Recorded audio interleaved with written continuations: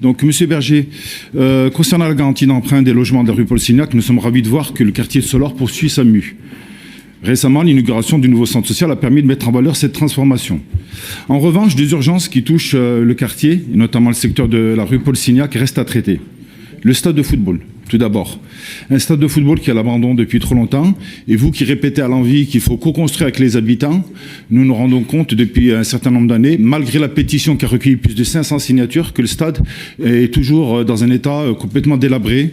Donc une aire de jeu, de pique-nique à destination des familles avait été évoquée par ces habitants qui étaient signataires de cette pétition. Seconde chose, le souterrain. Le souterrain, nous en avons souvent parlé ici, qui passe sous la RN 88. Lui aussi, il est dans un état complètement déplorable, mais surtout, c'est un lieu où se produisent quelques agressions. Récemment, encore, une dame s'est fait arracher son collier. Ce fléau qui touche aussi de nombreux quartiers à Saint-Étienne, d'arrachage de colliers, laisse non seulement un préjudice matériel, mais surtout un grand traumatisme chez les personnes agressées. Et ça a créé un grand émoi dans le quartier de Solor.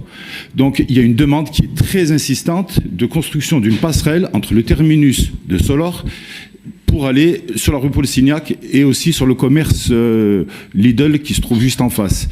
Donc ces deux demandes-là, je les répète depuis le début du mandat, et contrairement à ce qu'a laissé entendre Monsieur le maire, il y a des gens qui travaillent dans l'opposition, il y a des gens qui sont investis bien avant d'avoir été élus, et qui ont l'amour de leur ville et leur quartier. Merci.